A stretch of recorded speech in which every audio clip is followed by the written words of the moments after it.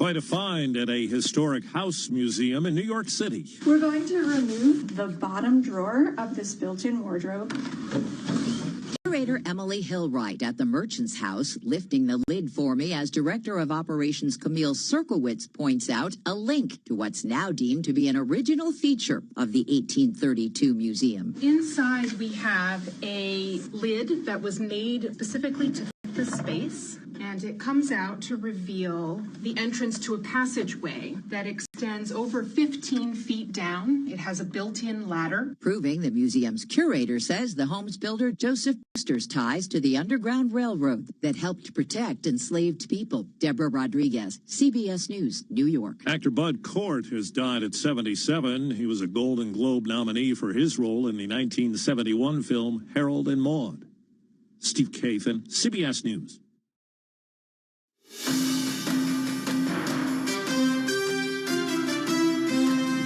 Live from Washington, D.C., this is Balance of Power with Joe Matthew.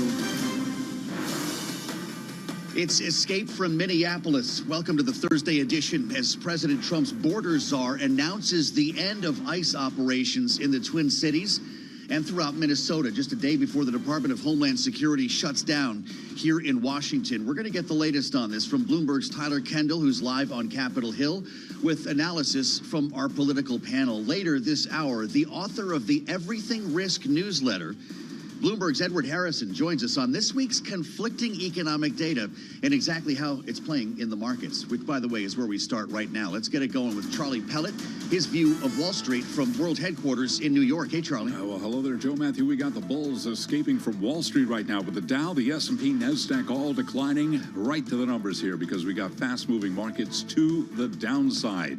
S&P right now, after earlier gains, tumbling 84 points. That is a drop there of 1.2%. S&P now at 68.61. Dow Industrials down 575, down 1.1%. Just a couple of moments ago had been down as many as 600 points. NASDAQ down 1.5%. A tech rout underway. NASDAQ 100 index down 1.6%. And the Russell 2000 index of small cap shares, the Russell 2000 index down by 2.1%. And our Mag 7 index lower by 1.6%. So volatility shaking Wall Street. Concerns over tech profits spurs an industry rout after a tepid margin outlook from Cisco Systems. The 10-year now at 4.12%, with the 2-year 3.46%. Gold down $128 the ounce. Spot gold at $49.54, down 2.6%. Silver down 8.5%, $77.06 for an ounce of silver. And West Texas Intermediate crude down 2.7%, $62.87 a barrel. Jobless claims settle back after severe winter weather. Claims down by 5,000. Home resales fall the most in 4 years despite lower rates. 30-year mortgage now reaching 6.09%. As for the economic backdrop, George Bory is Chief Investment Strategist for Fixed Income at Allspring Global Investments. He was a guest this morning on Surveillance. We know that there's significant amount coming into the system between tax cuts, tax refunds, tax incentives, and also, a very, very significant spend on the AI front. That clearly is underpinning the economy. George Bory of Allspring Global interviewed on Surveillance. Among those tech names selling off, Cisco Systems plunging 11.8% after earnings. Apple down 3.7%. Microsoft today down 0.7%. Bottom line here, Joe Matthew, a sell-off on Wall Street. Balance of Power continues now. Once again, your host, here he is, Joe Matthew. Thank you so much. Charlie Pellet, live from New York. It's great to have you, Charlie, despite the news here. We'll keep tabs on markets. Charlie will be back in just about 15 minutes' time with another read on Wall Street. On this 12th of February, thanks for joining us on the Thursday edition. You made it to Little Friday. I know it seems like we should be done with this week, but I say that every week around this time. Balance of Power, live from Washington on Bloomberg Radio, satellite radio channel 121, your Sirius XM, and streaming live on YouTube. If you want to dial us up, this is a good day. I just want to, a little bit later on this hour, once we get through the breaking news, Tyler's up on the hill. She's going to be with us in a second. This is not just any old Thursday around here. It's Chili Cook-Off Day in the Bloomberg Bureau in Washington, D.C. Oh, yeah. If you could see the line of folks waiting to sample the chili. We're going to do this live right here on the air. We'll have a blind tasting, and I hope that this is a good turnout for one in particular, because I believe we've got 10 chilies. Is that right, James? There are 10. All have creative names, including one called the Balance of Peppers. I'm hopeful. So DHS is set to shut down tomorrow night. That part hasn't changed. We do not have a deal. The counter offer did emerge last night from the White House. We're going to have the latest on that for you. But what's breaking today is what's coming out of Minnesota. The headline on the terminal: Trump to end Minnesota immigration blitz in White House retreat. The word retreat echoing around the Capitol as we heard from Tom Homan, President Trump's border czar, about ICE operations in the Twin Cities. Listen. In success that has been made addressing public safety threats and other priorities since this surge operation began, as well as the unprecedented levels of coordination we have obtained from state officials and local law enforcement, I have proposed, and President Trump has concurred, that this surge operation conclude. A significant drawdown has already been underway this week and will continue to the next week. Tom Homan, earlier today, still in Minnesota. He's been there for weeks since they dispatched Mr. Bovino, who, by the way, is back on social media. We'll have to get to that. This collides with what's happening here, or maybe it coincides is a better word, what's happening here in Washington, where, of course, funding for the Department of Homeland Security is in the balance as Democrats and, yes, some Republicans balk at the way ICE has been comporting itself. We also have the acting director of ICE on Capitol Hill for a second day of testimony. And so we sent Tyler Kendall up to the Hill to see what was going on. And she joins us right now with the latest on a number of stories that are intersecting as we speak. Bloomberg Washington correspondent in the halls of Congress. If you're with us on YouTube, there she is, Tyler. You can get to the funding issue, I'm sure, but what are you hearing on Capitol Hill about Tom Homan's announcement today? And does that impact the debate at all? Well, it has been broadly applauded by both sides of the aisle, Joe. In fact, I just caught up with the lead negotiator for Republicans when it comes to DHS funding. That's Katie Britt, a Republican from Alabama, who applauded the president's move and pointed to it as being part of Republicans' good faith negotiations to try to fund the Department of Homeland Security. The thing is that when it comes to these negotiations, that's not something that could be codified into law. And we know that Democrats want to see some of their demands actually tacked onto legislation that would ultimately fund DHS for the rest of the fiscal year, which essentially leaves us at the moment at this impasse, as it feels that both sides are far apart on some of those more tangible demands that would be written into law, such as a demasking, as it's been called, of immigration agents on the ground when they're conducting immigration operations, or these new judicial warrant requirements. So it's definitely something that's contributing to the conversation here on Capitol Hill, and does mark a de-escalation by the administration that has been trying to quell what has been just the massive unrest in Minneapolis. Just for context here, of course, we saw those 700 federal agents pulled out of the city in recent weeks. That still left around 2,000 federal agents, and normally there's about 150 that would be typically stationed on the ground, to the point that while Tom Homan did confirm that this surge is over, he did also go on in his remarks to say that there still will be a presence in some sense, but operations are going to be a lot more targeted, and there's going to be a dramatically smaller footprint on the ground going forward. Does this change the story at all for DHS funding, Tyler? I'm assuming the answer is no, and we haven't seen any sign of a deal. So DHS shuts down tomorrow night? It feels like that, Joe. There is, of course, as you well know, a last-ditch effort here. Perhaps we could see the Senate vote on some sort of continuing resolution, kick the can down the road, maybe another 2 weeks like we just saw with this past CR, so that they can continue negotiations going forward. But at this point, Democrats have said that they're rejecting the idea that there can be a stopgap measure, because they do not like the proposals that the White House and Republicans are ultimately countering with. And that's what makes this so complicated, because Democrats, again, need to see some of these changes codified into law. And it is not clear at this point exactly what the White House has offered in exchange. We've been trying to glean some details up here on Capitol Hill, but at this point, it's not totally clear what what's on the table to ultimately negotiate with. So at this point, it doesn't feel likely anything could happen. We're up against a recess, a long weekend. And important to note that DHS funding impacts a lot of different agencies. We're not just talking about ICE, we're talking about FEMA, we're talking about the Coast Guard, we're talking about the TSA. And that's a point that a lot of Republicans have been trying to make here on Capitol Hill, that we should just fund this and then maybe work on separate legislation, have the president do executive action. But again, Democrats say this needs to be tied to this specific bill.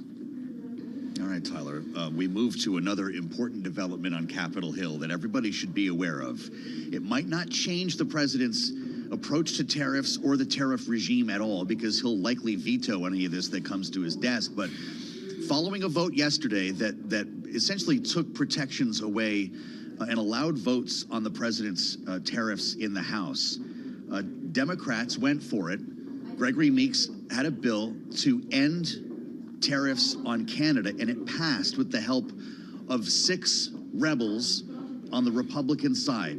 Tyler, this is being framed as a watershed moment for this White House, a check on the president. Democrats have plans to do more of this voting. What else do you know? Right, so this is the strongest political pushback that we've seen so far, Joe, to one of President Trump's top economic policies. But you're exactly right. We're not really expecting this to become law. We are expecting the Senate to vote on this. The Senate Majority Leader John Thune confirmed as much earlier today, and we have seen the Senate actually pass similar bills. So this very likely will end up on President Trump's desk. But as you well know, it would take a 2/3 majority in both chambers to ultimately overturn a veto. So this isn't going to turn into law, but it is a powerful messaging tactic, perhaps, from Republicans who have been playing defense when it comes to the issue of affordability, according to our polling. With all that said, we should, of course, mention that the vast majority of Republicans did vote with the president when it did come to this. But it was really interesting to look at those 6 rebels, as you called them, that voted against the president, because yes, at least one of them has been perhaps feuding pretty publicly with President Trump, Congressman Thomas Massie of Kentucky. A lot of the other ones represent these battleground districts as we head into November, and they need to appeal to a broader voter base. And Joe, we saw last night in the wake of this vote, President Trump now threatening to throw support behind primary challengers for these 6 Republicans. And we should keep in mind that that is a very viable threat. President Trump has amassed an unprecedented $483 million war chest. We had reporting last month that he's going to be directly involved in how that cash gets deployed as we head into November. Absolutely incredible, Tyler. I know you bumped into Tom Tillis earlier. Even if DHS closes, it will apparently not impact the status of Doggy Gras and the PAW raid. That's PAW. Senator Tom Tillis has confirmed February 25th at Hart Atrium, there will be a bipartisan PAW Doggy Gras. Is that a good sign for bipartisan relations? Unfortunately, his office kicked out this notice right after I caught up with him, so I don't have original reporting for you on this specific topic, though I think that we probably could all use a little bit more bipartisanship, if I said that right. Good job, Tyler. She's on the case for us. What happens if he catches the car? Bloomberg's Tyler Kendall, Washington correspondent, live in the corridors of the Dirksen Senate office building. I'm Joe Matthew in Washington. Coming up, the Everything Risk newsletter on Bloomberg.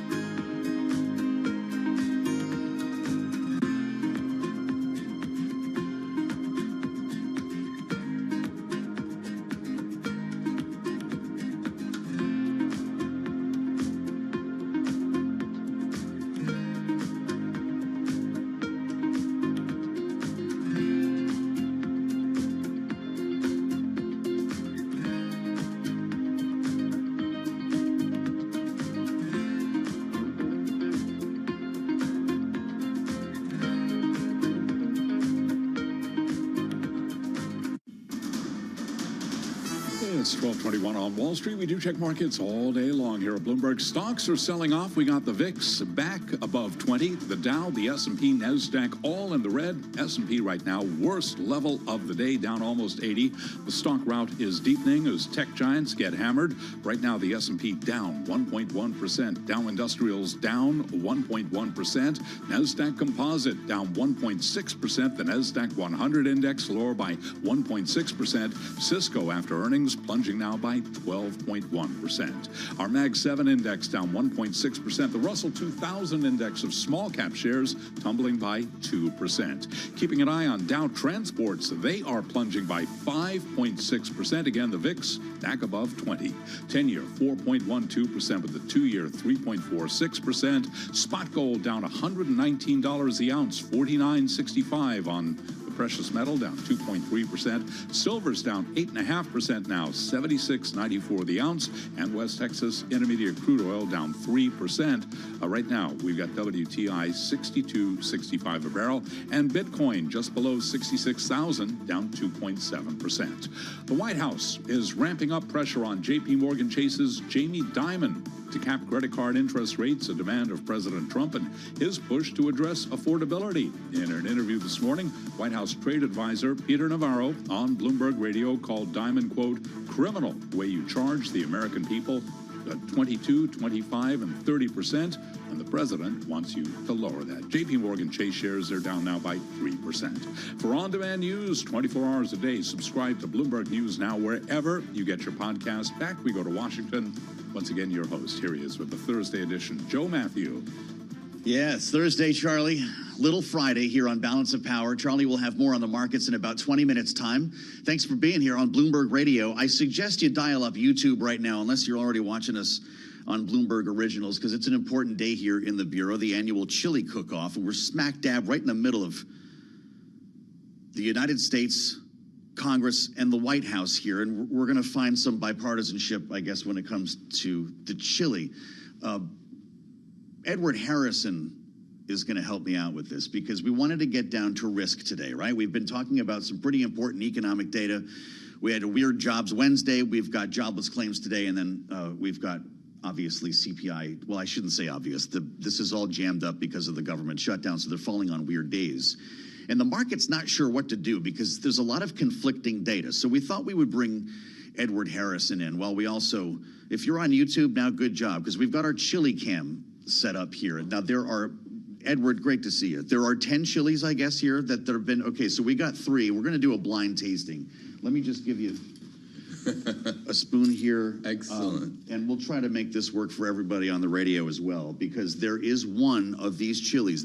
Now, if you're just listening, this is a blind tasting. They're not labeled, okay? We're not sure exactly what we're having. One of these, though, is Tony's chili that won last year, and it's called the Balance of Peppers, Edward. So here, why don't you get us rolling on one of these? I'm going to start this one, and let's just see if we have a winner in the works. It's been pretty cold out. I mean, it's good chilly weather, obviously. This is, wow. Not bad. I hope that's Tony's here. Some of the other names that we have here, by the way, everybody's super clever. We have K-Street Heat. We have the Green Bee. Honey, I Brought the Heat. Chili, Chili, Bang, Bang. But again, the Balance of Peppers is looking for another win. Here we go. Thank you, Edward. If we don't get fired today, it'll never happen. There's a nice shot for us here on YouTube. Everybody, oh, that's really good, too. Is that your winner? Yeah, I think that was the one, the darker one. I think there's sausage going on in there. Okay, wow. All right, I'm going, this is my winner here. You guys tell us before this segment is over which one that is, and we'll be good. I don't even need lunch now. This is great. So now that we've taken care of that, Balance of Peppers, Tony wins again? Fantastic. Good job, Tony. The Balance of Peppers, everybody, on Bloomberg Radio. This is a market that is supposedly in the middle of this massive rotation that doesn't seem to care about tariffs, that doesn't know what to do with economic data because it's arguing with itself. Is that the definition of everything risk? It is. I mean, today we have this rotation on no news, really. Suddenly there was an air pocket. People de-risked. They got out of the riskiest assets. The NASDAQ was down the most. We saw oil fall. We saw Bitcoin fall. Silver's down a lot. So, you know, there's a lot of nervousness about where we are in this cycle, especially because the AI theme is coming under pressure to a degree because debt has entered the picture there. And so people are looking at this economic data to find out how should we think about the U.S. economy at this juncture. Interesting. It's been really interesting watching this rotation occur with the S&P 500 kind of sitting in one place, but a total reordering happening under the hood. So we believe the rotation is real. Does it stick, I guess, is the question. Yeah, I mean, I think it depends on how the data come out in the future, because if you look at the AI trade, half of the companies, the largest companies, the mega cap tech companies, have actually traded down over the last 6 months. We're talking about Meta, we're talking about Microsoft, Oracle in particular, and the other half have traded up. So over the last 6 months, people have already started to make that rotation to start to discriminate between potential winners and potential losers. And now we're seeing a wholesale sort of let's actually go beyond that and move within sectors of the U.S. economy. Interesting. I've got a slow burn going here. I think that was Tony's chili. That's the nice heat. It's working really well here at the lunch hour. Now, how are you reading jobs data? We're going to get inflation tomorrow, as I mentioned, but we've got a jobs report yesterday and jobless claims today, where you can pick your number. Right. You can call it the golden age like the White House or the end of the world as we know it. How are you interpreting this? I'm looking at it as a relatively good market, but one that's deteriorating. We lost 1 million jobs last year. Right. What is compared to the benchmark that we originally had? Downward revisions, worry you or not? I think that scale. I think that that is in line with what we saw the previous year. Okay. And it was definitely known. It shows that at this point in the cycle that as we should expect, the jobs are not as plentiful in terms of the number of people who are being hired. And when you look at sort of the immigration crackdown as well, that's also going to have an impact. Really interesting. If you think about the end of last year, there was all that angst about the numbers, especially because of the shutdown. Over the holidays that went away, to a degree, you could say it's coming back. It's not that the economy is terrible, the labor market's terrible. It's just that it's weaker than we thought it was, and that's having some residual negative impact on equities, but it's having a positive impact on bonds. As you write, the labor market is weakened enough to expect rate cut expectations to move forward over the coming weeks. Are expectations the same as reality? Yeah, I think that the question is we have the Powell Fed. How are they setting themselves up for the next Fed chairman? Because Powell basically told us in the last FOMC, we're happy with where things are. We're going to see how things pan out in the exact same way that the markets are looking, and that means basically hold. And if you look at how the markets are priced, it's like 5% chance of a cut in March, 20% in April, and it's only starting in June and July that we're really on the table for that. But obviously, if the jobs numbers get worse, then that could move up substantially. All right, so jury's out, it sounds like. There are a lot of people who, again, are saying we're not going to get any cuts the rest of the year. Right, but I think that that's probably aggressive. Okay. It could only happen if the jobs numbers stay as good as they had been in the past. What I would say, by the way, is we all know here in D.C., we had terrible weather. That none of that was in the numbers for January. Got it. So the numbers that we saw earlier this week, those numbers are not reflective of where we are right now. So Snowcrete will show up a month later. Definitely. Can we talk about crypto? I don't ask you a lot about Bitcoin and so forth, but man, this has been... You want to talk about the Everything Risk newsletter here. You could have your own special note on Bitcoin alone, and we're back below 70,000. People don't know how to read the technicals and say there are no fundamentals. So what do we do? I think it's very much in line with this de-risking trade that we're seeing.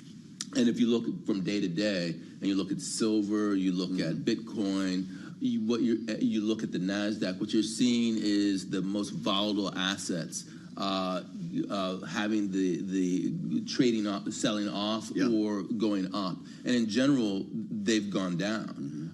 That is the most volatile, Bitcoin, then silver, and then to a certain degree the NASDAQ have taken the brunt of this rotation that we're seeing. Really something. Look at this. It's just about to slip below 66. Up there, just went. We got a 65 handle on Bitcoin, down $1,800 right now, or 2.5%. So does this just trade with the NASDAQ now? The whole point, I thought, was that it was some sort of decentralized idea that would protect you. This was a hedge on the market. Right. So, but I mean, it's just like with silver, when a lot of people get into that trade, then the momentum of that trade causes a lot of speculation that needs to be unwound. If you were a pro-Bitcoin person, you would say, okay, we're unwinding that speculation and we're going to hit a floor. But today's price action tells you that's not necessarily the case. You have two things. One, you have the fact that miners are not going to be able to make money at levels close to where we are now. And then secondly, one of the biggest holders, that's Strategy, Michael Saylor's company, they're below water. They're 10,000 below where they need to be in order to be broke. That's right. He's got a $76,000 cost basis, right? Right. And he's still buying, Edward? He's not buying. He's not buying? And that's a sign. We've gotten to a level now where there's no extra bid. None of these Bitcoin treasury companies are going to get in there and take on that risk when the price action, the momentum is in the opposite direction. Really so you could say that that's actually that adds an extra flavor of negative momentum there. Really amazing. He's going to have a pretty serious margin call at some point here. The debt is a big deal for Strategy. There are very few people, maybe none, at Bloomberg who have your global view of the markets. We just went through economic data. We touched the bond market. We hit Fed funds. You're talking about the rotation out of tech, crypto. Edward, what will have your focus now that we're coming around the back end of earnings season to give us either our next leg up or down, a correction, or another rally in the weeks ahead? I think the tax cuts, the question is how stimulative can they be? Because at this point, we're looking at two things. We're looking at AI investment, and we're looking at government deficits as being overwhelming everything else. No matter how bad things get, that's a huge boost to the economy.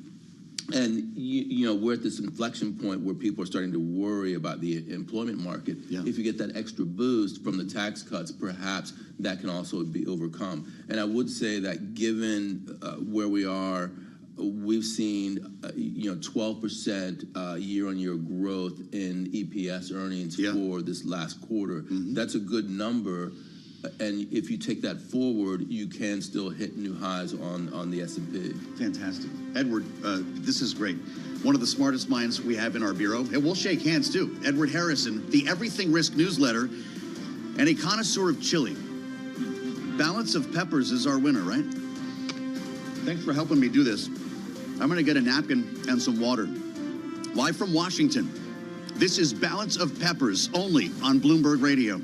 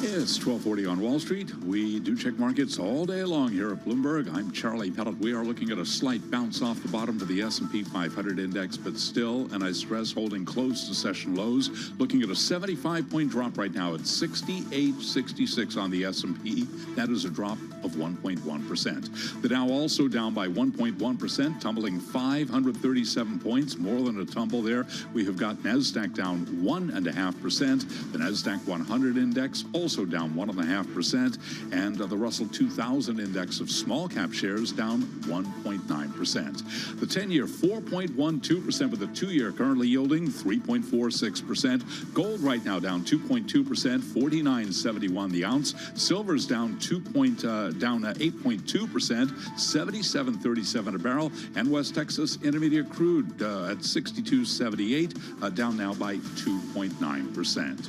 Bitcoin down 2.6%, just below $66,000. President Trump's tariff policies suffered their strongest political blow yet yesterday, with the Republican-led House passing legislation aimed at ending the president's levies on Canadian imports. This amid a new study about just who is picking up the tab for tariffs. Martha Gimbel is executive director of the Budget Lab at Yale University. Yesterday, the Congressional Budget Office released its updated baseline. And they said that 95% of tariffs are paid for by the American consumer. So for all of the discussion from the administration that, no, China's going to be paying this, Mexico's going to be paying this, that's just not where we are. All of the economists agree, you're paying this, I'm paying this. Martha Gimbel, Executive Director of the Budget Lab at Yale University. Dow transports are declining today. We got the Dow transports down by 5.8%. Culprit, logistics stocks, they're sinking as investors rush to the exit on the group amid fears over disruption from artificial intelligence, making it the latest casualty of the so-called AI scare trade. Case in point, shares of C.H. Robinson, CHRW on the ticker, plunging now by 23.4%. Among other trucking/logistics companies, J.B. Hunt Services down 8.7%, and XPO Logistics, they are down by 7.1%. For on-demand news 24 hours a day, subscribe to Bloomberg News Now wherever you get your podcast. I'm Charlie Pellet. That Joe Matthew is a Bloomberg Business Flash. Many thanks, Charlie. He'll be back at the top of the hour with the latest read on the markets. As we welcome our global television audience to the conversation, Kaylee Lyons will come aboard and we'll be off and running. Thank you for being with us here. Hour one of Balance of Power on Bloomberg Radio, satellite radio, channel 121, streaming live on YouTube. I hope you liked the chili, and I'm glad you're spending time with us here on the Thursday edition. As we think back to February of 2010, what were you doing? Where were you when the first billboard appeared?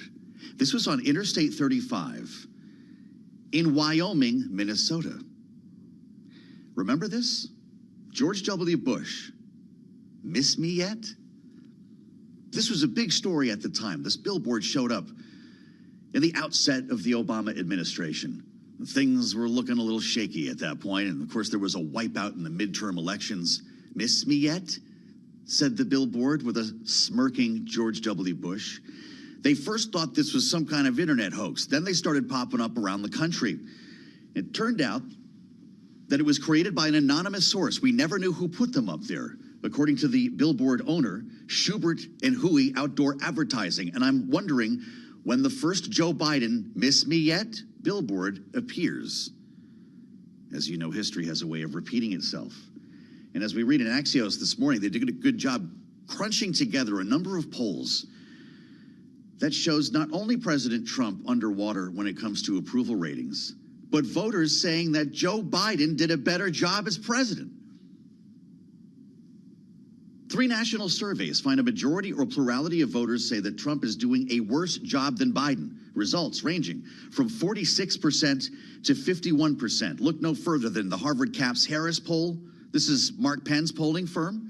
51% of registered voters say Trump is doing a worse job than Biden. 49% say he's doing better. Rasmussen, this is not a liberal group, known as a Trump-friendly pollster, finding 48% of likely voters say Joe Biden did a better job as president compared with 40% who chose Trump.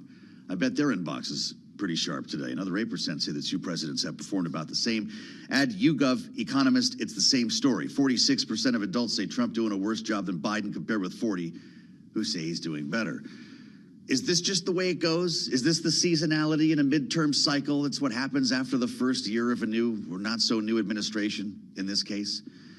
We ask our political panel. We've got a good one for you today. Bloomberg Politics contributor Rick Davis is with us, our Republican strategist and partner at Stone Court Capital, and Doug Farrer, principal, Maywood Strategies, former senior advisor to the FTC Commissioner Lena Khan. Great gentlemen to have both of you with us. Rick, you know a lot about polling, and I'm wondering if you think it's freak-out time here for the administration, and if that billboard showing Joe Biden's going to pop up soon.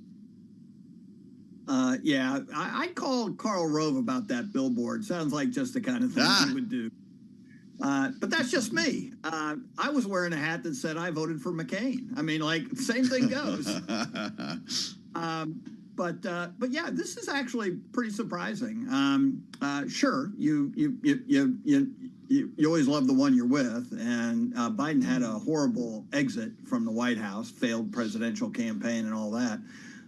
So the fact that he's scoring ahead of Donald Trump, who literally has just finished his first year, is a bit of a surprise. And I think some of these numbers too, when you add an NBC poll that, I mean, it's never been favorable to Donald Trump, but I've seen this replicated in other places that 49% strongly disapprove of the president's performance in office. Now, that's different from just disapprove. And so when you have a strongly number like that, that means that those 49% aren't going to vote for you or anybody else probably with an R by their name.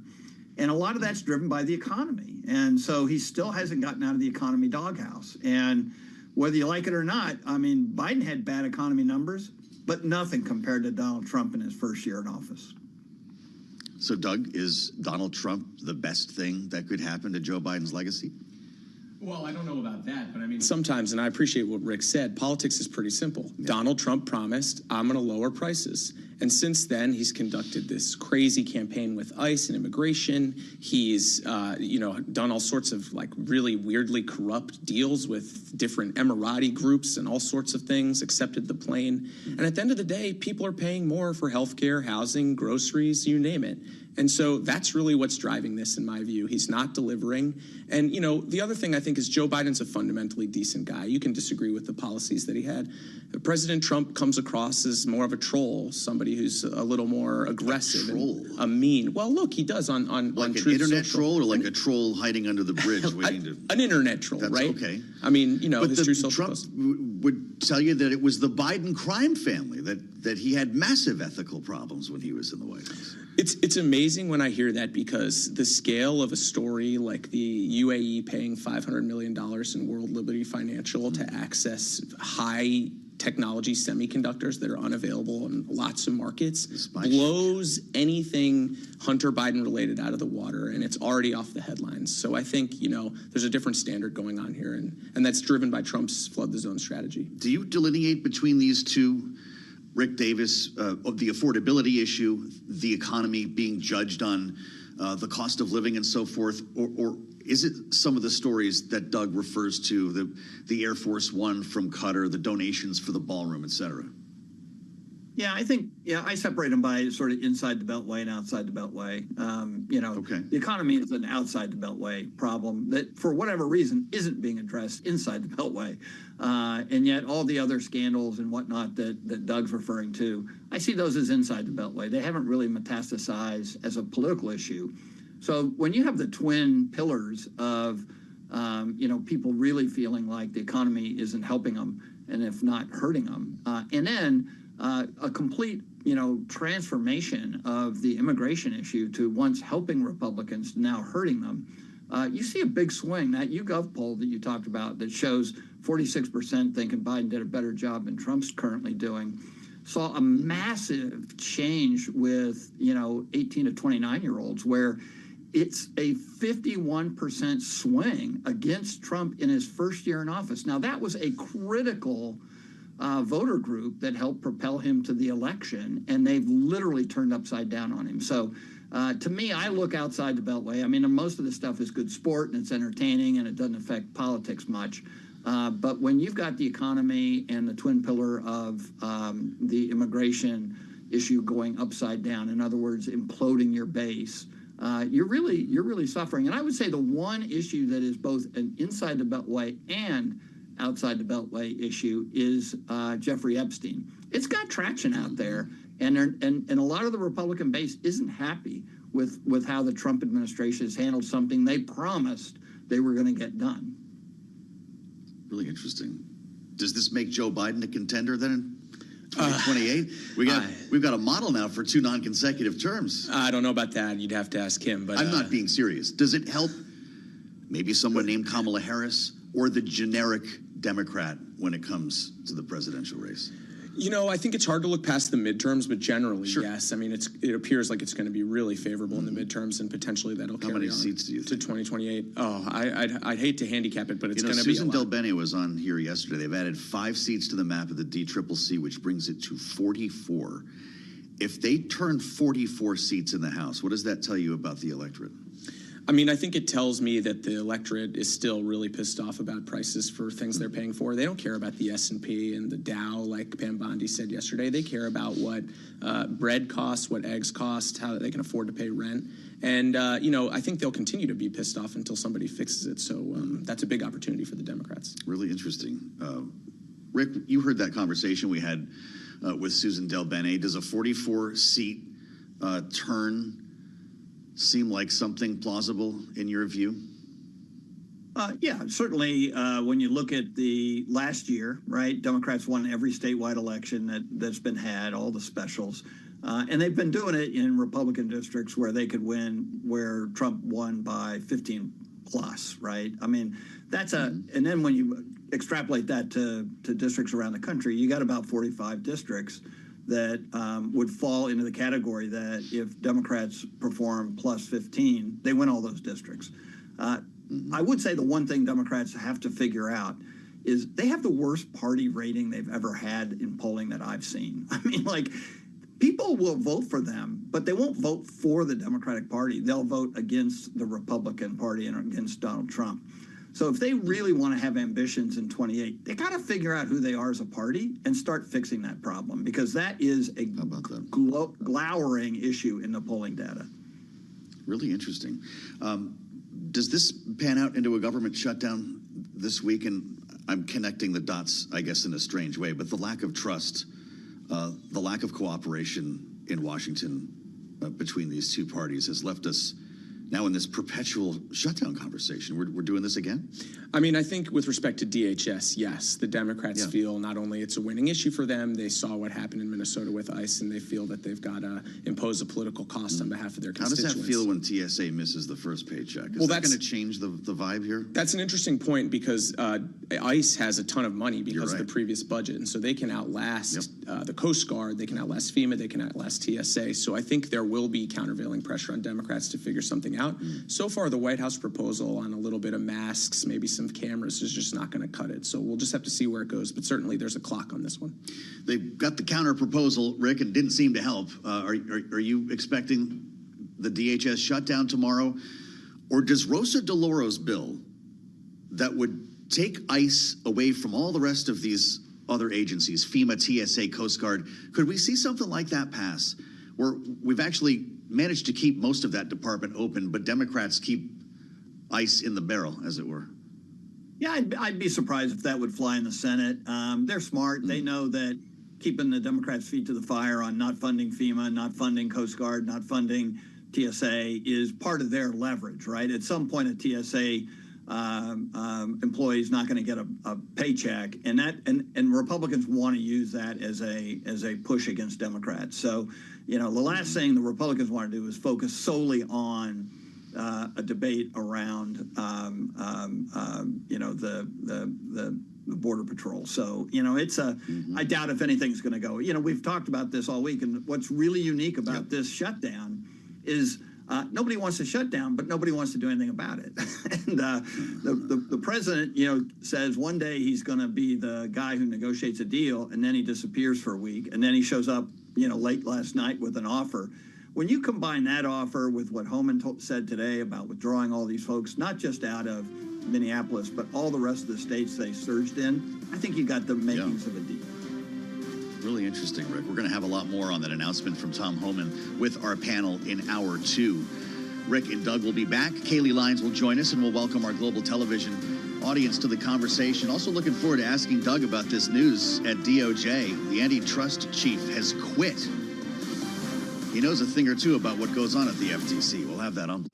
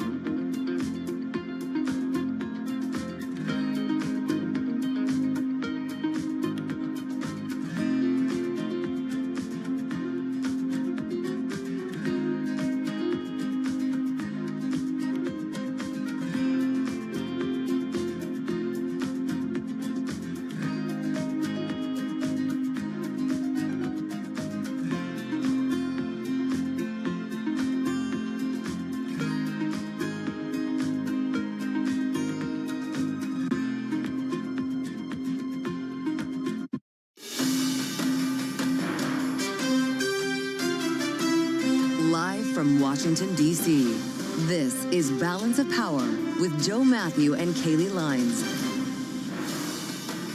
Another partial shutdown is set to hit tomorrow. Welcome to the Thursday edition as we count down to a funding deadline at the Department of Homeland Security with no agreement in place on ICE restrictions. I'm Joe Matthew alongside Kaylee Lyons in Washington.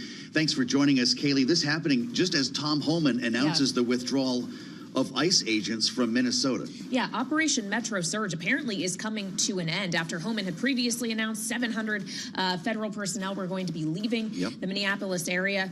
course, leaving thousands there still. Apparently, that larger drawdown is now happening. The question is it a change of heart on the Trump administration's part in regard to the operations there that's happening too late to assuage Democratic concerns about the way in which this conduct has been handled? Yeah, it may not impact the debate here in Washington at all, and it doesn't really seem to be yet, Kaylee, but we're going to have the opportunity this hour to talk with a couple of lawmakers and take their temperature, beginning with Senator Shelley Moore Capito, the Republican from West Virginia, very close to the president, might have some thoughts on this. She'll be here in just a couple moments. Yeah, and from the Republican Main Street Caucus in the House of Representatives, Congressman Mike Flood will join us as well later this hour. And interesting to get his take, too, on the fact that 6 of his Republican colleagues last night broke with the Speaker and President Trump and a vote on overturning his Canadian tariffs specifically. And a question as to whether or not that foretells more breaks like that could come. Yeah, not many in the jailbreak, as some had predicted, but we're going to see rolling votes.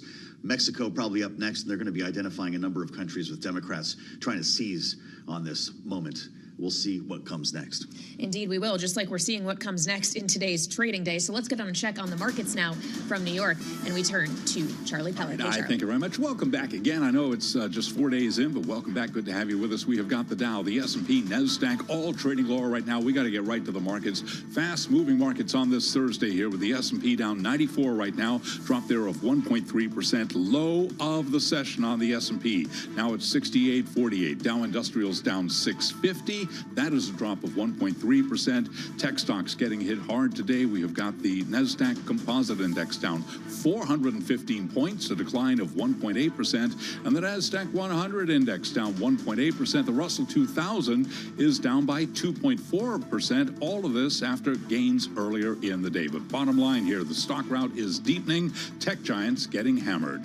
10-year, 4.12%. The VIX, by the way, back above 20. The 2-year, 3.46%. Gold is down $142 the ounce at $49.42. That is a drop there of 2.8%. Silver now down 10.3%, $75.57 on spot silver.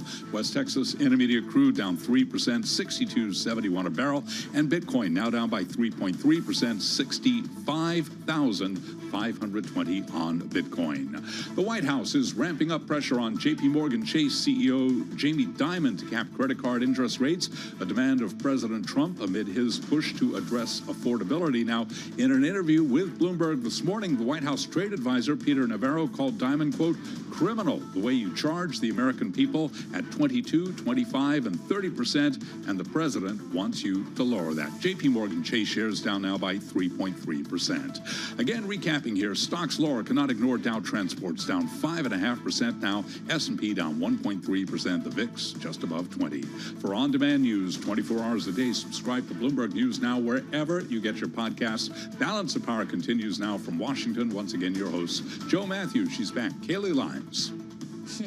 All right, Charlie Pellet, thank you so much. Checking out the Thursday trading action. And for most people, a Thursday would mean we are 1 day away from the end of the work week. That Friday would be upon us. But of course, here in Washington, at least if you are an elected representative on Capitol Hill, usually your work week ends on a Thursday. Everybody flies out of here. And it does look, Joe, like that is what is going to happen this evening, even if there is no deal to keep the Department of Homeland Security funded beyond the deadline of tomorrow. It doesn't look like that deal is anywhere close to getting done. Therefore, they're taking recess as they plan to. Yeah, both chambers. So this could be, well, it's undetermined if this shutdown takes place in Homeland Security, exactly how long it will last, because there does not appear to be a continuing resolution that anybody can agree on here. And before we talk about this and a lot more with Senator Shelley Moore Capito, the Republican from West Virginia, is going to join us live from Capitol Hill. Bloomberg Washington correspondent Tyler Kendall is also roaming the halls of the Capitol and finding a lot of news today. There's a lot going on with regard to this debate, but also, Tyler, the Federal Reserve and the next chair. I want to start here with you because you had a conversation with Tom Tillis earlier today that's making a lot of news, knowing that there was this idea of maybe a swap in investigations, if you will, to unlock a confirmation hearing in the banking committee. If the DOJ were to drop its Senate banking committee would pick it up. Tyler, is Tom Tillis in favor of this move? No, Joe, he told us reporters here on Capitol Hill that he is batting down this idea, and he's really central to what is going to happen to Kevin Warsh's nomination going forward, because he is that key member on the Senate Banking Committee where Republicans only hold that 13 to 11 majority. So in terms of this proposal being floated, one Republican official does tell Bloomberg News that an option being put on the table could be for the Senate Banking Committee, as you outlined, to take over the investigation or lead an investigation, presumably to have the Department of Justice let up on its investigation. But Tom Tillis says that is not going to be a viable option. I really do think Warsh is a great nominee. In fact, the short list was great. I told the president that. But I'm not going to have an investigation out there because I still think it speaks to the very thing that I moved quickly to make a point on the Sunday night when the investigation revelation was there. We have to have an independent Fed. And we can't finesse this. They either need to move forward with a compelling investigation that convinces me I was wrong, or resolve the current investigation and move on. Joe and Kaylee, I then pressed Senator Tillis to see if he could confirm that these negotiations are happening behind the scenes with the White House. He said that he would not detail his private conversations with the administration, though it was interesting to hear him also add that he felt that the administration was actually caught off guard by this investigation that was launched by the Department of Justice into Jerome Powell. So it's one of those threads that we're going to have to keep following closely here, because as you well know, Powell's term as chair is up in May, and this is a process that actually does take some time. While Warsh has been broadly applauded, this typically would have been considered a pretty easy confirmation hearing. It's going to take some weeks at least to get going, because he has to meet privately with all the members here in the Senate before we can even talk about setting that potential hearing date. So this is a thread we will continue to follow, as you say, Tyler. Another thread we're following, of course, today, knowing that the deadline looms tomorrow to keep the Department of Homeland Security funded or risk shutting it down. Has there been any progress today that you sense on Capitol Hill to avoid that outcome, or are we just expecting everyone to get on their planes and deal with this on the other side of recess? Well, Kaylee, it depends on who you ask. I did have a conversation with the lead Republican negotiator for DHS funding, that's Senator Katie Britt, a Republican from Alabama. She told me that they have made, quote, significant strides when it comes to negotiation. She's talking about the sides sending a text back and forth to each other. But when you ask Democrats, they're saying that the proposals being passed is not enough to actually amount to getting their votes, not for the full fiscal year funding for DHS. That appears to be an option that is long gone at this point, but for potentially supporting another continuing resolution for potentially 2 weeks, as we just saw for DHS. And of course, as you well know, there was that breaking news this morning. President Trump's border czar confirming that they are going to end that surge in Minnesota. While that was broadly applauded by both sides of the aisle, it is action like that that Democrats say isn't enough to get them to the table. They need to see some of their demands really codified into law instead of just falling to executive action. All right, Bloomberg's Tyler Kendall live on Capitol Hill for us. Thank you so much. And sticking on Capitol Hill here on Bloomberg TV and radio, I'm pleased to say also joining us live now is Republican Senator Shelley Moore Capito of West Virginia, the chair of the Committee on Environment and Public Works.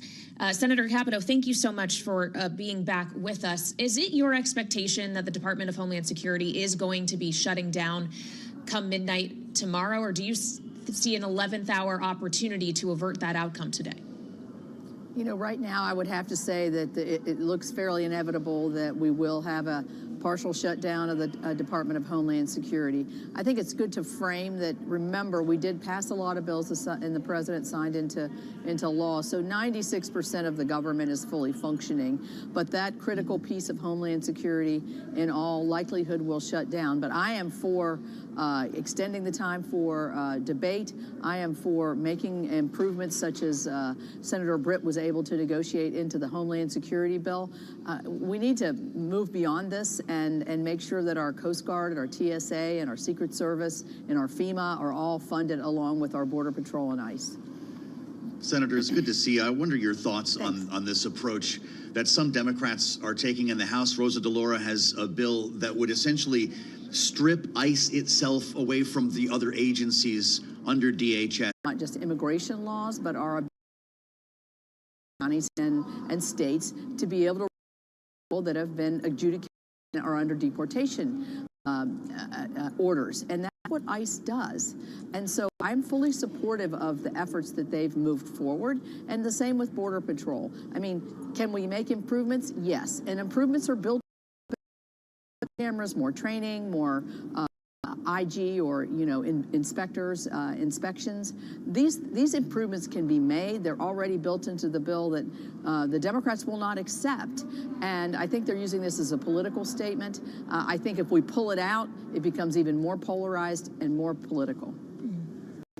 Well, as we consider the politicization of this issue specifically, it of course has the focal point of that has been in Minnesota, in Minneapolis, specifically in the aftermath of the two U.S. citizens who were killed. We learned from Tom Homan, the Border Czar, today that they are going to be drawing down Operation Metro Surge in Minnesota. Let's take a listen to what Mr. Homan said earlier. In success that has been made arresting public safety threats and other priorities since this surge operation began, as well as the unprecedented levels of coordination we have obtained from state officials and local law enforcement. I have proposed, and President Trump has concurred, that this surge operation conclude. A significant drawdown has already been underway this week and will continue to the next week. So if we are at the conclusion of this operation, Senator, with the benefit of hindsight, did the operation surge too far? Well, here, what I'm reading and what he's saying is the key component that he's emphasizing is the coordination between state and local. And I'm not sure that that was there before the temperature went way up. And then I think this has been part of the compromise between that Tom Homan was able to forge with state and local authorities and with ICE and Border Patrol. Let's lower the temperature, let's work together as law enforcement officers, and let's get the worst of the worst out of here. And I think those are reasonable propositions. Did it go too far? I think obviously mistakes have been made and very life-ending and altering results. And for that, I think we all wish we could go back and change that. But I think lowering the temperature, removing themselves from the operation. You know, it's interesting, Senator, we've talked to a number of Republican senators about the issue of demasking, and we've heard the arguments on both sides of it. It appears to be a breaking point, and I'm wondering if demasking is a non-starter for you. You know, in my view, that's just sort of an issue that I think gains a lot of attention. We just obviously, as a nation, went through a big masking issue during COVID, but also the protesters in New York, they were all masked, and we were saying, you know, if you're protesting, we need to be able to see your face. And then now we see the same sort of argument on the opposite side. I think that you have to do this on a case-by-case basis. We have to protect our officers, and I think the protesters in Minneapolis showed that they're willing to dox, threaten the health and security of a federal law enforcement officer. In and of itself is pretty frightening. So maybe when the temperature goes down, we'll see more abilities for identifications. But I reserve the right for our officers to wear a mask if they feel their life's in danger. Senator, I'd like to switch gears as we are expecting later this hour President Trump to be appearing at the White House with the Administration Lee Zeldin to formally revoke the government finding around. Lee Zeldin called the largest act of deregulation in the history of the United States. I ask you, given your chairship of the Environment and Public Works, is it too large an act of deregulation? Could this not have environmental consequences? No. Environmental laws that are strict, and they're adhered to. What this has done is take an issue in the early Obama administration, ballooned it up into what can we do for global carbon emissions, and what we see, and as you read opinion articles from different papers, some that have said, yes, finding went too far. You cannot have the executive control of legislative prerogatives of Congress, and that's what's happened, and it's regulation that we've seen. I'm sure it will be litigated, but I feel confident that he's on firm ground, especially in light of some of the past decisions by the Supreme Court that we've seen that have said the executive and the agencies have to stay within the boundaries that Congress has set, and an endangerment finding goes way beyond that. Really interesting. I don't know if you were the United States was awarded the undisputed champion of beautiful clean coal trophy yesterday at the White House. Peabody Energy actually gave it to him in the effort to celebrate an order that the president made directing the Pentagon to buy coal-fired power plants. What does that mean for the industry in West Virginia, this Pentagon deal? Well, this provides the certainty to the coal industry, but it also provides a lot of balance and certainty to the nation. Let's just look at this practically. Over the last 2 to 3 weeks, we've had these amazingly low temperatures. If you look at the energy, who's providing the energy to warm our homes? If you look at the energy, who's providing the energy to warm our homes? What source? Coal has had a major role here, along with natural gas and nuclear. And baseload energy availabilities to do a lot of things, but just the basic needs, heating our homes and hospitals are open, things. So the coal country loves the president. I was there yesterday.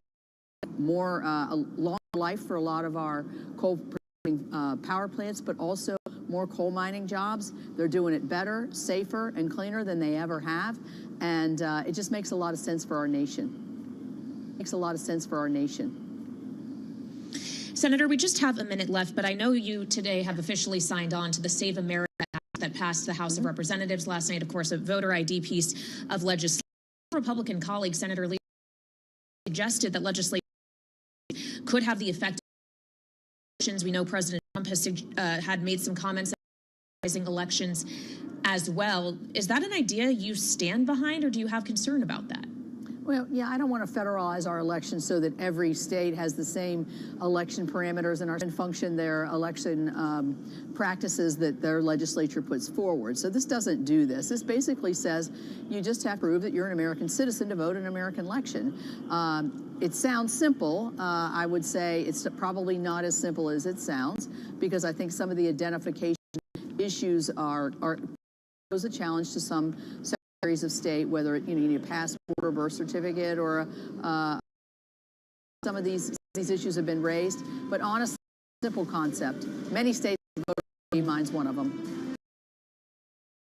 I'll be back on Bloomberg. Republican Shelley Moore Capito, West Virginia, live from Capitol Hill. I'm Joe Matthew alongside Kaylee Lyons in Washington. We'll assemble our political panel next and get into the shutdown politics once again. This is getting to be a routine. Stay with us. Much more straight ahead on Bloomberg TV and radio.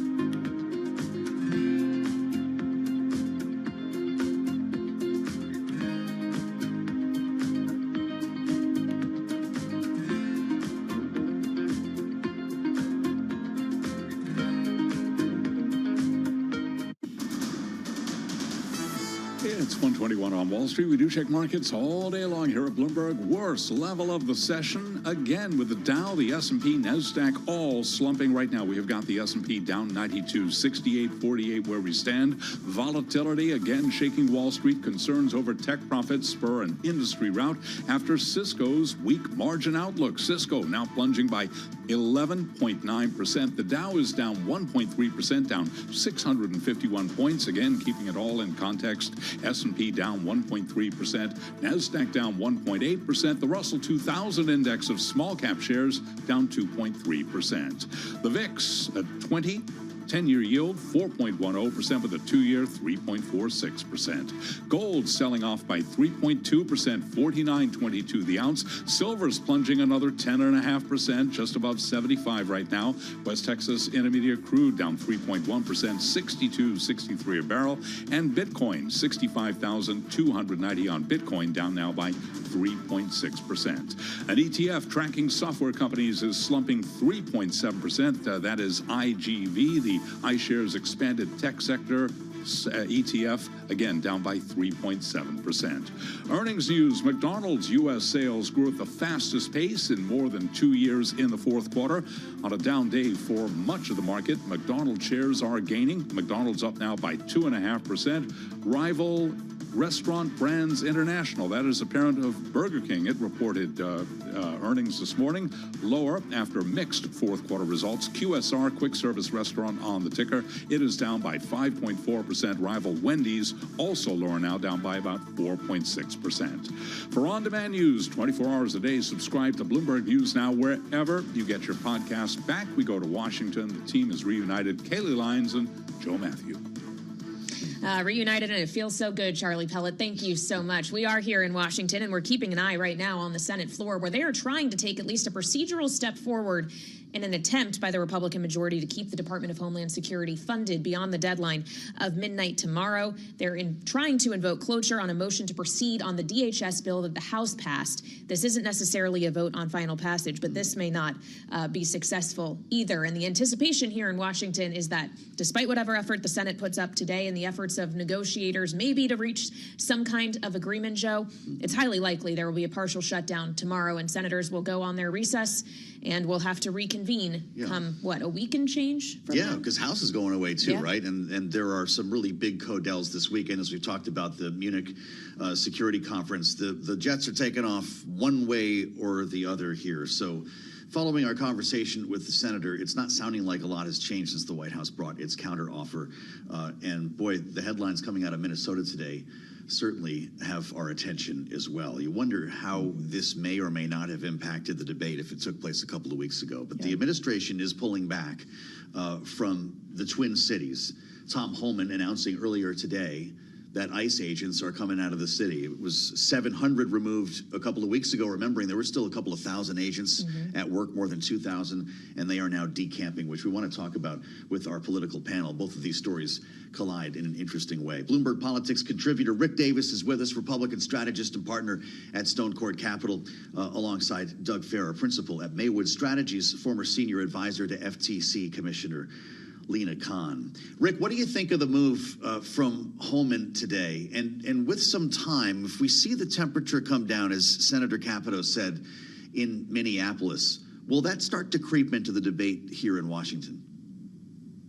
Yeah, I think that this is all part of the same cycle of discussions, right? I mean, 2 weeks ago, the administration booted Greg Bovin out of Minneapolis and unceremoniously, get out of town and get out of town today, and injected Homan in to run this thing. And 2 weeks later, we have this press conference, basically unraveling the operation.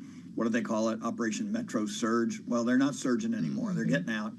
And they've also said some things that actually add to the negotiations going on in Congress over DHS funding. And one is that they're not going to make arrests anymore around schools and churches and hospitals, which was one of the things that Democrats had asked for, and that they were going to start working better with state and local, which is one of the fundamental aspects of the Democratic negotiating positions. And I think the fact that they also pulled out of all these other towns where they had these surges, L.A., Portland, places like that, is a indication that this administration is raising the white flag and understands that the overreach has not only affected their ability to get a bill through Congress on funding DHS, but also it's crushing their polling numbers in advance of a midterm election. And I think those two twin pillars are exactly what's bringing us to the potential of getting a deal sometime soon on DHS. Well, as Rick points us to the midterms, that's still 9 months out, Doug, and I wonder if taking this away potentially is a talking point, if we have seen a lot of these operations unsurging, as Rick is suggesting, does that mean Democrats are going to lose one of their best political arguments as we get closer to this cycle? I don't think so, because immigration is so central to President Trump's pitch. I mean, it's really his main issue, and incredibly, he's turned it into a Democratic issue. I don't think he's going to stop. I mean, there's been reports that they are buying up these warehouses where they can hold people, that they're building sort of camps for people that they think they want to deport. I suspect that President Trump won't be able to resist. You know, a state or a city, a blue state might piss him off, might do something, and he's going to respond. And so I think, you know, this may be a temporary reprieve and certainly a great reprieve for the people of Minnesota who've been through so much, but this isn't going anywhere. You know, it's interesting to see Greg Bovino back on social media. This is, of course, the gentleman who was dispatched from Minneapolis when Tom Homan went to try to lower the temperature. Back on X, replying to posts as we read, including one from the governor of Illinois, J.B. Pritzker, who is calling for Bovino to be fired. Quote, "Perhaps we could meet for a sugar-free slice of heirloom apple pie on me," he writes. So the online trolling has not ended here, Rick, and I wonder if we should be looking at this action in Minneapolis in isolation, or if this is going to be what takes place around the country when you've got Bovino and others still ready to surge. Yeah, first, my apologies to Greg Bovino. I think I call him Greg Bovine, and I didn't mean to imply that he was a cow or anything.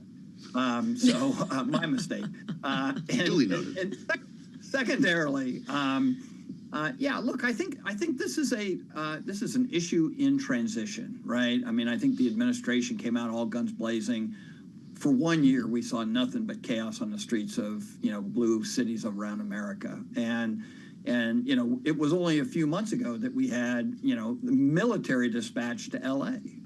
You know, and so like this constant increase in anxiety and tempo of the administration's efforts actually didn't work. I mean, we spoke the other day about the fact that even today, you know, only a small portion of the 400,000 people arrested, which, by the way, was less than the last year of the Biden administration, were hardened criminals. And so there's all this, you know, discussion amongst Republican ranks like, hey, we've spent billions of dollars. We've created a political mess around the country. Our image is tarnished by this, and we actually aren't getting what we wanted to get done. And so I do think there's a lot going on inside the White House. I can't imagine what the conversations are with Stephen Miller these days, because, you know, this was his strategy to basically occupy blue America, you know, with ICE agents. And looks like that's not happening anymore. And so we'll see. Doug's right. You know, you never can tell what's going to happen in this administration.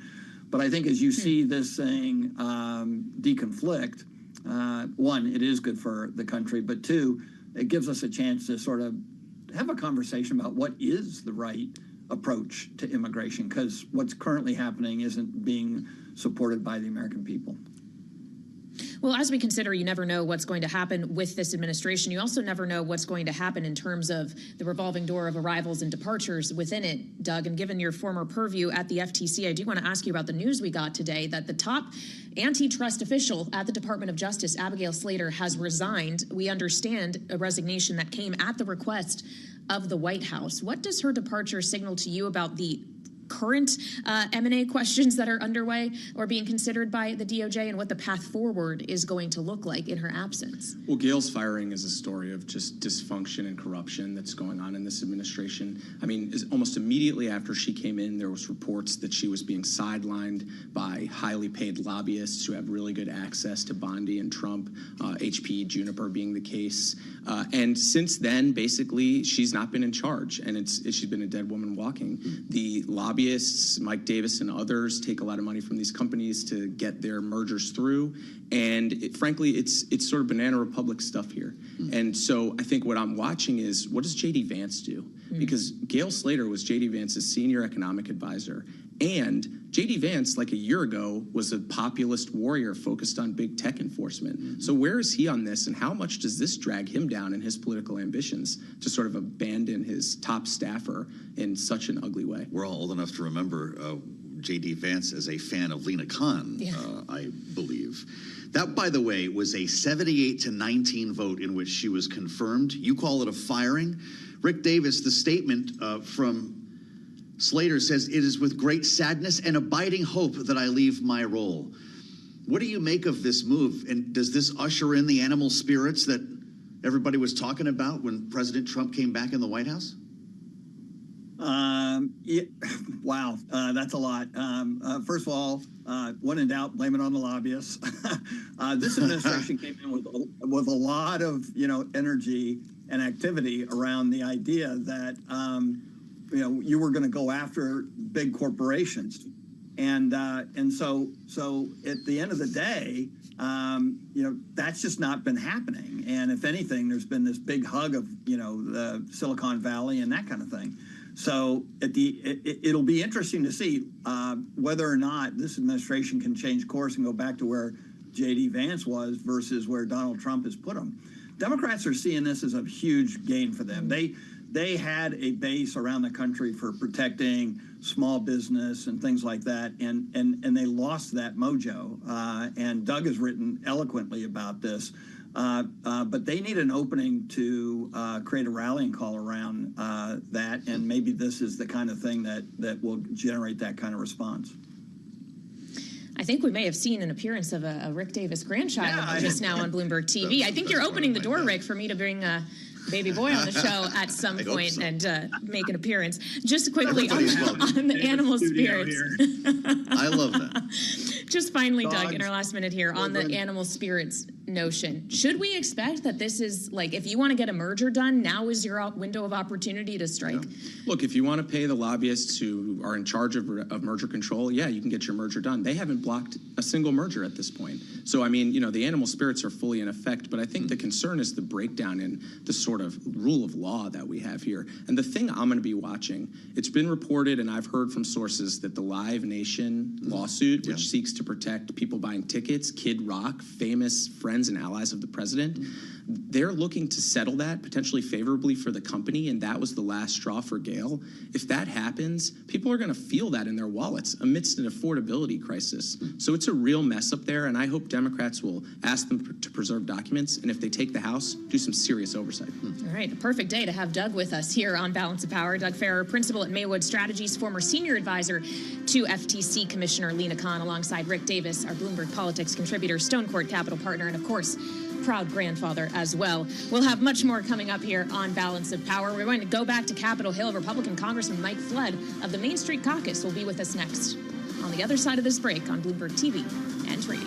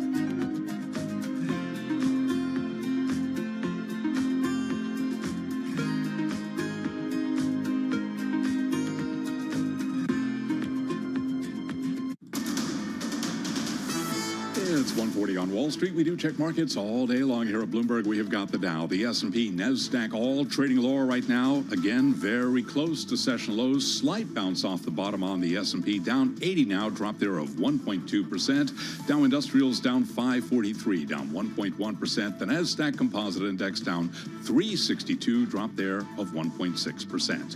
10-year at 4.10% with the 2-year 3.46%. The VIX holding just above 20 right now. That is so-called fear gauge. Spot gold down $146 the ounce, down 2.9%. $49.35 right now on spot gold. Silver down 9.4%, $76.32 the ounce on silver. And West Texas Intermediate crude down 3%, $62.72 for a barrel of WTI. Can we call it Lulu Gate? Lululemon Athletica shares, they are trading lower by 3.5%. Lululemon facing yet another see-through leggings issue. In a note, KeyBank Capital Markets analysts led by Ashley Owens say a version of the company's pants dubbed Heart Scatter has been called out for being see-through when bending over and squatting, pointing to complaints about the product on Reddit. Lululemon down now by 3.5%. Recapping, S&P down 1.1%. And for on-demand news 24 hours a day, subscribe to Bloomberg News Now wherever you get your podcast. I'm Charlie Pellet, and that is a Bloomberg Business Flash. Charlie, thank you so much. We'll have more from Charlie on the markets coming up at the top of the hour, 2 p.m. Eastern Time, as we kick off Bloomberg Business Week Daily.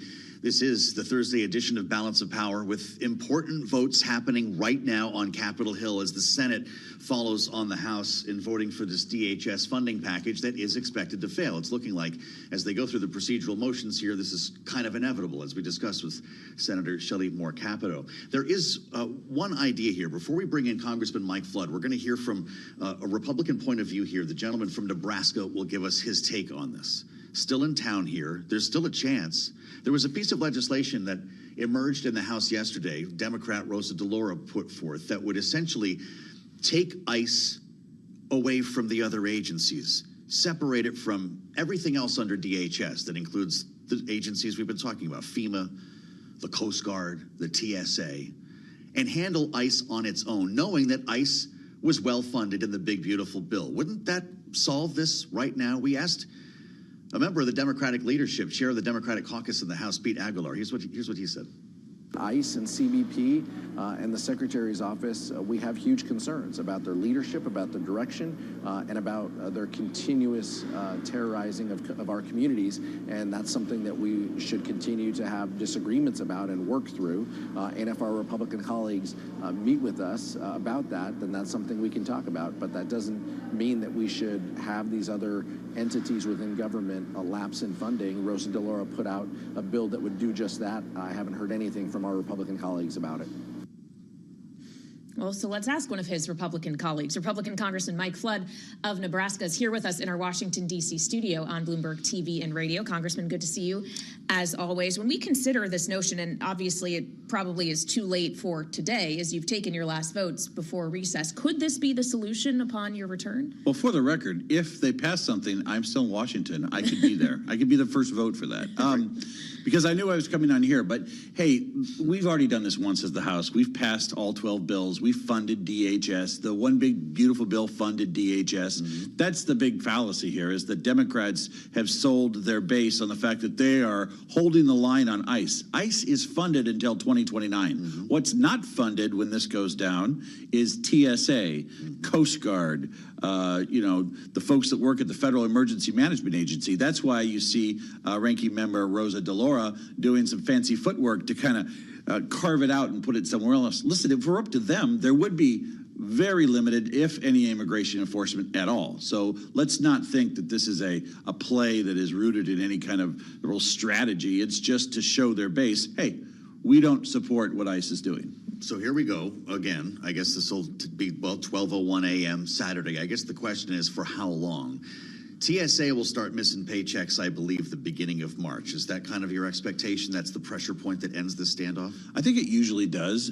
Sadly, I think this could go for a while. Yeah. The Democrats their base wants them to be very tough, very out there. You see Gavin Newsom using the F-bomb, when he's challenging another state's governor. That's the attitude over there. And that's what we see in our communities. The Democrats, their base, they are very invested in protesting. I fear this could go for a while. It's not going to impede or impair ICE enforcement. It's really just going to hurt the TSA agents, the FEMA folks, and the Coast Guard. When we consider ICE enforcement, though, and the announcement we got from the border czar, Tom Homan, that those operations, at least in Operation Metro Surge in Minnesota, are going to be now unwound, do you see that pullback as the right move in a moment where things got incredibly hot? I do, and I think Tom Homan and Governor Walz deserve a lot of credit for that. And in my opinion, here's what happened. The state and the municipal law enforcement, under the direction of the governor and the mayor, decided to be more cooperative with the federal enforcement under the direction of, in this case, Tom Homan. Tom Homan said a week before that second tragedy, he said, if you just let us into your jails, into the county jails, into the state prisons, we can be out of here and we can do what we need to do and move on. You go into a secure detention facility, you find somebody here who's been here illegally, you take them into custody, you run them through the administrative process. That's what's happening in states across the country. That's why there's no violence in the streets in the city of Lincoln or Omaha, Nebraska, because our city and state police, they understand that there's one team for law enforcement. Doesn't mean that they're out enforcing the laws, but they are providing scene security to make sure if a warrant is being served, that it's being done so everybody's protected, including the person the warrant's for. I just want to mention, Congressman, that President Trump and his EPA chief, Lee Zeldin, are making their announcement on greenhouse gases right now. If they come to take questions, we'll put an ear on that, and I'm loath to interrupt this conversation because we've been looking forward to it. I want to ask you about tariffs in this vote that we saw yesterday. 6, I believe, Republicans voted with Democrats to check the president on tariffs in Canada. Now that this threshold has come down, Democrats are promising a series of votes on different countries. What's going to happen, if anything, to the tariff regime? Or is this just a matter of putting Republicans on the record? I think this is not a lawmaking exercise. 3 things here. Number one, we're going to hear from the Supreme Court at some point in the first half of this year as to where they're at on tariffs. That could substantially change the landscape in a very meaningful long-term way. Yeah. Number 2, the president is negotiating the USMCA, and we have to give him the negotiating power to do what he has done with tariffs to get us the same or better deals that he's gotten for us in the past. And number 3, this is not a lawmaking exercise. 6 Republicans isn't anywhere near enough to overcome a presidential veto. And so while I get you put your name on the record and all this stuff, all you're doing is hurting the hand that the president is playing. And by the way, he's used tariffs before. We'll have a long conversation about tariffs use in the future, but got to look at where we're at and be practical, and you got to think 2 steps down the road. Why are we trying to handcuff him when he's not going to be handcuffed? Right? I mean, it's not even going to work. So will you vote against all of these? I did vote against the one yesterday, obviously, and I will continue to. I actually think the Supreme Court is going to answer this question. And we're all waiting for it. We're going to live with whatever happens there. And we're going to have an opportunity as a Congress to say, what should the tariff policy be? But until then, we're on a path. Don't tie the president's hands on his ability to negotiate with Canada and Mexico. Well, when we consider the role of the president in all of this, with the point you just made that 6 may not be enough to override a presidential veto, 6 is enough with this current majority to make sure nothing can pass on the House floor if you're Speaker Mike Johnson. And knowing how fragile and narrow